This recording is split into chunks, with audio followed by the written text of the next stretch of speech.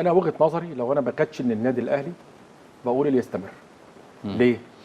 انت ما عندكش رؤيه اللي انت تجيب لعيب بنفس المستوى بصراحه، يعني برضه عشان ايه نتكلم. لكن انت عشان ما حدش يقول لك ايه اصل زيزو مشي ببلاش، لا دي قصه ثانيه. يعني زيزو دي قصه ثانيه، مش عايزين نعمل ايه نقعد نقارن اهلي وزمالك، واللي مودينا في طريق تاني مش بتاعنا، نقارن اهلي وزمالك واصل ده اشترى وده بيراميدز ولاعيب. والله العظيم في لعيبه بتسوى 2 جنيه. انا وجهه نظري كده.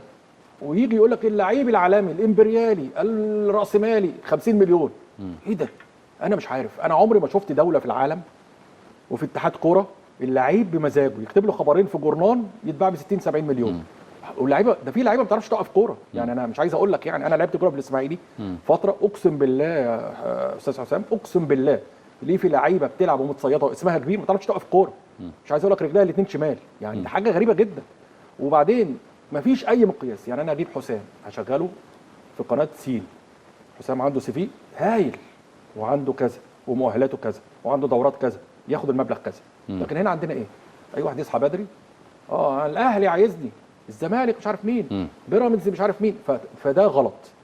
لكن عايز ارجع تاني برضو واقول لك اللي وسام ابو علي يستمر مع الاهلي، يستمر، ما ينفعش يمشي.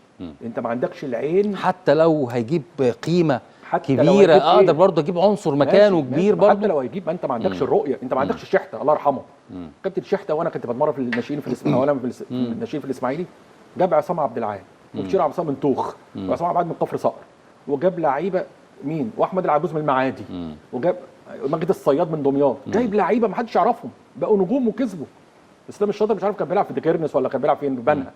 واحمد فتحي في بنها، جاب اللعيبه السكواد ده كله للاسماعيلي، فاز بيه بكل البطولات. نعم. وكسب الاهلي، تفتكر ولا لا الفترات؟ ايوه طبعا. كابتن شحته.